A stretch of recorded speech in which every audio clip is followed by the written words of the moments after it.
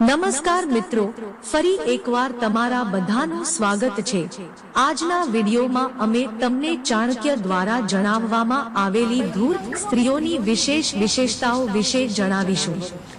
તમે પણ જાણતા હશો કે મહિલાઓએ રાત્રે શરીરના આ ભાગને ખુલ્લું રાખીને ન સૂવું જોઈએ, નહીં તો ઘર પરિવાર બરબાદ થઈ શકે છે અને તમે પણ આવા બની શકો છો। મિત્રો, મહાન આચાર્ય ચાણક્યએ તેમની નીતિમાં કપટી સ્ત્રીઓના લક્ષણો સમજાવ્યા હતા। કોઈ પણ પુરુષે હંમેશા આવી મહિલાઓથી સાવધાન રહેવું જોઈએ, નહીંતર તેનો અર્થ ચોક્કસ છે, કારણ કે જ્યારે આવા પુરુષો આવી સ્ત્રીની જાળમાં ફસાઈ જાય છે ત્યારે મૃત્યુ સિવાય બીજું કોઈ તેમને મુક્ત કરી શકતું નથી, કારણ કે આવી દુષ્ટ સ્ત્રીઓનો ભ્રમ એવો હોય છે કે તેઓ સૌથી બુદ્ધિશાળી પુરુષોને પણ છેતરે છે, કોઈના મનને ભ્રષ્ટ કરે છે। મિત્રો, જો મહાન તપસ્વીઓ તેમની આગળ તપસ્યા ગુમાવે છે તો સામાન્ય માનવી માટે કોઈ સ્થાન નથી। તેથી જો તમે પણ આવી સ્ત્રીના પ્રભાવ હેઠળ અભ્યાસ કરી રહ્યા છો તો સાવચેત રહો, પાછા આવો, કારણ કે તમે આવા માર્ગ પર ચાલવાના છો જ્યાંથી પાછા ફરવું અશક્ય છે। આવો રસ્તો તમને વિપત્તિ તરફ લઈ જાય છે।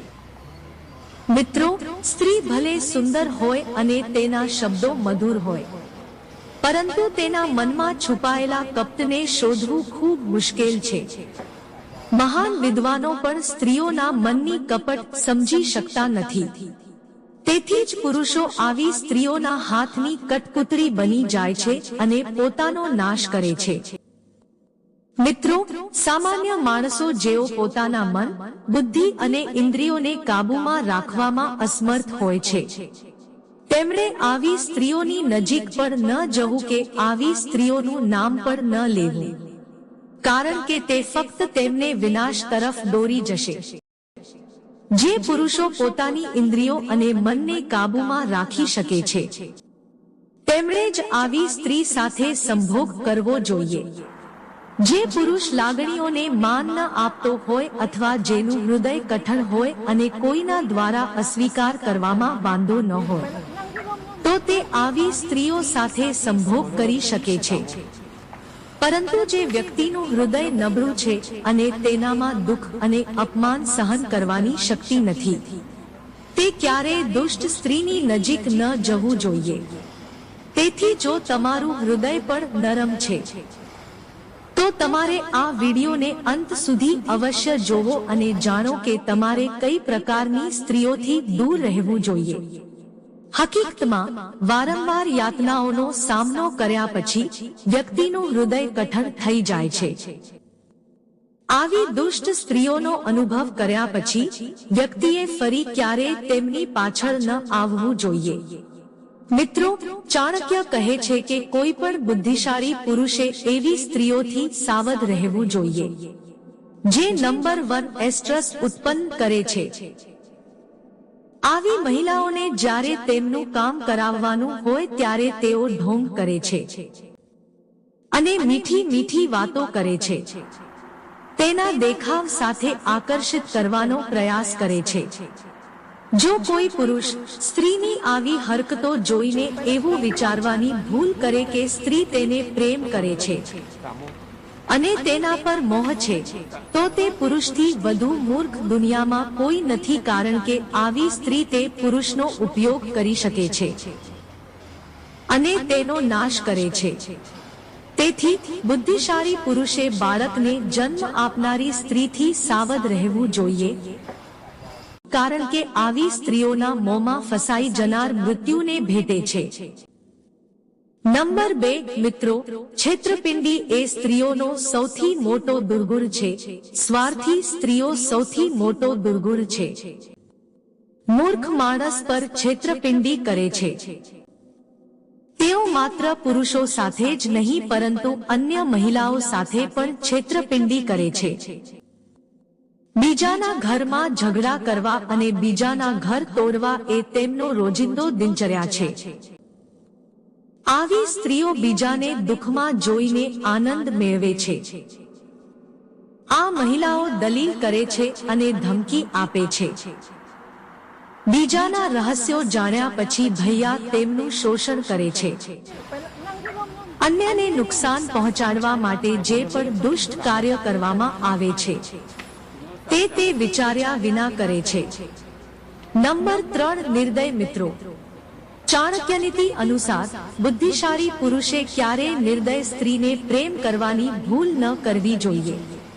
ક્રૂર કે કઠણ હૃદયની સ્ત્રીની નજીક કોઈ નથી. તેનો સ્વાર્થ તેના માટે બધું જ અર્થ છે. એક ક્રૂર સ્ત્રી તેની ઈચ્છાઓ અને આકાંક્ષાઓને પૂર્ણ કરવા માટે કોઈનું પણ ગળું દબાવી શકે છે અથવા ત્રાસ આપી શકે છે. જો કોઈ પુરુષ એવી સ્ત્રીના પ્રેમમાં પડે છે જેને તેની બિલકુલ પરવા નથી, જે તેના વિશે એક ક્ષણ માટે પણ વિચારતી નથી, તો તે પુરુષ અત્યંત મૂર્ખ છે. તેનો વિનાશ નિશ્ચિત છે. નંબર 4, મિત્રોનો ડોળ ન કરો. સ્ત્રીઓ જે કંઈ પણ વિશે વાત કરવાનો ડોળ કરે છે, પુરુષોએ તરત જ તેમનાથી દૂર રહેવું જોઈએ, કારણ કે આવી સ્ત્રીઓ પોતાના ફાયદા માટે માસ્કરેડ બનાવે છે અને તેમના દ્વારા આકર્ષિત વ્યક્તિને કોઈ પણ ખરાબ કૃત્ય કરી શકે છે. તેથી આવી મહિલાઓથી દૂર રહો. આ તમારા લાભ માટે છે. નંબર 5, ઘમંડી મિત્રો. જેના કારણે સ્ત્રીને તેના દેખાવ અને યુવાની પર ખૂબ ગર્વ હોય છે. આવી સ્ત્રીને ક્યારેય પ્રેમ ન કરવો જોઈએ, કારણ કે અહંકારી સ્ત્રી બીજાને સ્ટ્રો જેવી માને છે. જ્યારે પણ તે ઈચ્છે ત્યારે તે કોઈપણની સાથે હોય છે અને જ્યારે પણ તે ઈચ્છે ત્યારે તે કોઈપણને છોડી દે છે. આવી સ્ત્રીઓ સાથે રહેનાર પુરુષો તેમના ગુલામ બનીને જીવનભર પીડા ભોગવે છે. હવે અમે તમને જણાવીએ કે મહિલાઓએ રાત્રે શરીરના કયા અંગને ખુલ્લા રાખીને ન સૂવું જોઈએ. મિત્રો, આપણા જીવન સાથે જોડાયેલા ઘણા રહસ્યો અને સત્યો પુરાણ અને શાસ્ત્રોમાં જણાવવામાં આવ્યા છે. આપણે આપણા જીવનમાં કેવું વર્તન કરવું જોઈએ, આપણી નીતિશાસ્ત્ર શું હોવી જોઈએ. સંતુલિત જીવન જીવવા માટે આપણા રિવાજો, ધર્મ અને આપણા ભગવાનને લગતા ઘણા નિયમો લાગુ કરવામાં આવ્યા છે. મિત્રો, જે રીતે દિવસનું ભોજન અને રાત્રિ ભોજન આપણી દિનચર્યામાં વિપરીત છે, તેવી જ રીતે આપણા રોજિંદા કાર્યોને પણ તે જ રીતે વિભાજિત કરવામાં આવે છે. શાસ્ત્રોમાં કેટલાક એવા કાર્યો વિશે જણાવવામાં આવ્યું છે જે રાત્રે કરવા માટે વર્જિત માનવામાં આવે છે. એવું માનવામાં આવે છે કે આ વસ્તુઓ કરવાથી તમારા જીવન પર ખરાબ અથવા ભયંકર પરિણામ આવી શકે છે. મિત્રો, આપણે જાણીએ છીએ કે જો આપણે આજની જીવનશૈલી પર નજર કરીએ તો લોકો મોટા ભાગે નાઇટ લાઈફને વધુ માણવાનું પસંદ કરે છે.